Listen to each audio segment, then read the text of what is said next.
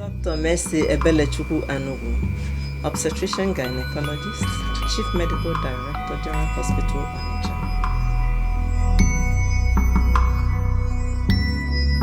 Onitsha. The term female genital mutilation has been severally described. Some say it's female genital cutting, some say it's female circumcision. And it simply means it involves partial or total removal of the external female genitalia or other injuries to the female genitalia. And it's been dated from time immemorial. Even in the Bible it was referred to. And so many reasons have been forwarded for doing that. And once there is any incision on the female genitalia for any reason other than medical, we say it is mutilation of the female genitalia.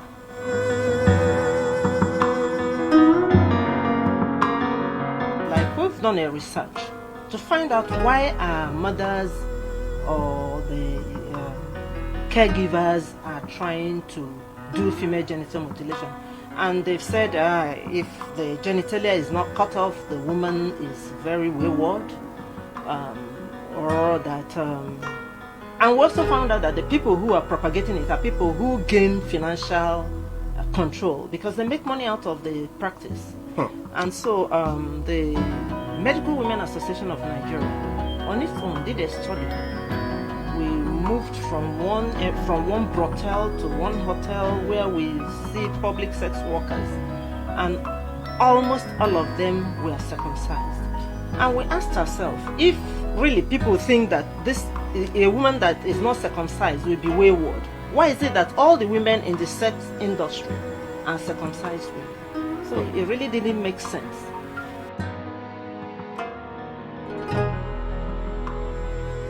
Well, yes and no.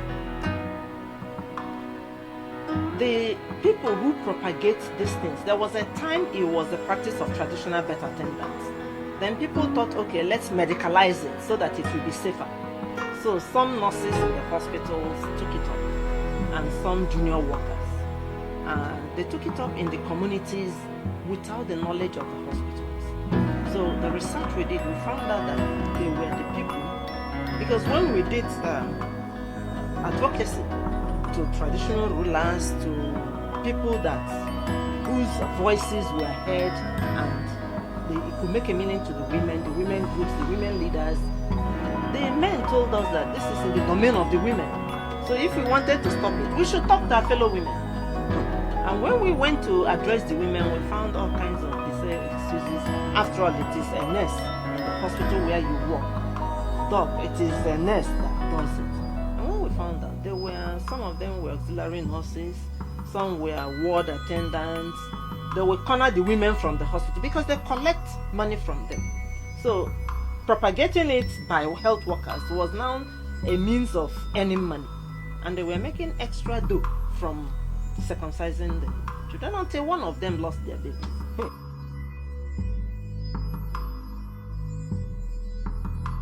You could have immediate complications from female genital mutilation. Because these are practices that are done in different areas. Some are done in infancy. Some are done at the age of 15. So for those who have late circumcision, there is fear, anxiety, there could be hemorrhage, there could be shock from pain and hemorrhage, and children and females have died from this practice. Because I remember one of our workers circumcised her child, and the child bled, and because she worked in the hospital at a point, she couldn't bring back the child on time. By the time they brought the child back, within 30 minutes of presenting at the hospital, we were looking for vein to transfuse the child, and the baby passed.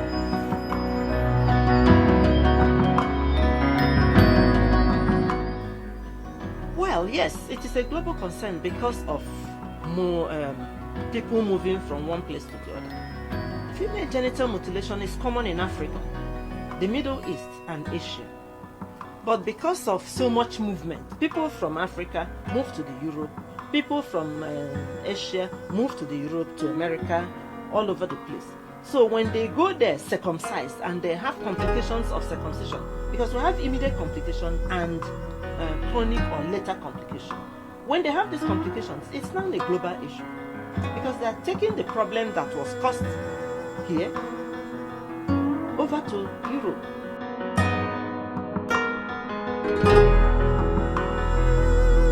Yes, it's an immediate complication. Death can come from shock. Death can come from hemorrhage. The baby keeps bleeding until that's exsanguination actually. And if you circumcise an older child, that the pain, subsequent pain, the pain, the shock from that pain could, if that child is not resuscitated, cause death. And then when you mix shock and hemorrhage, it's one of the immediate complications of it.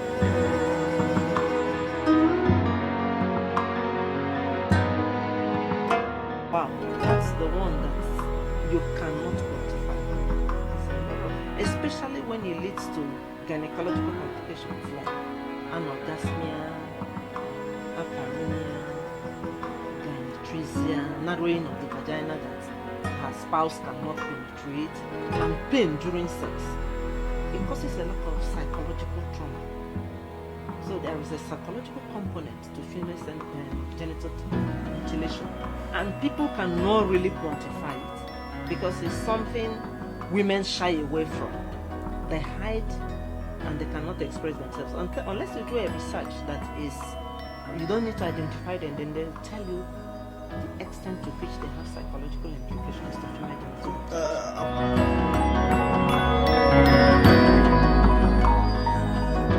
That was what I stated before, that it is a human rights issue. It is a violation of the woman's human rights, and it's a violation of her sexual and reproductive rights.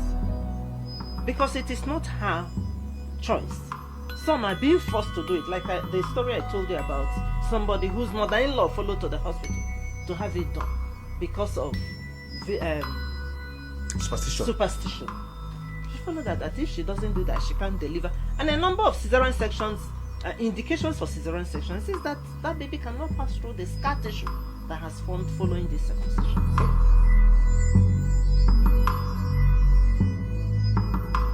It is only through advocacy, education, because a lot of people do things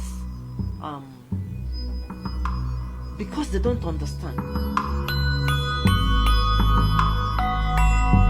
Yes, I'm supporting the organization to fight female genital mutilation because female genital mutilation causes a lot of havoc, a lot of problems, and there is no single advantage, no single medical indication for female genital mutilation. It is something that is abhorrent and should be termed as abhorrent and should be abolished.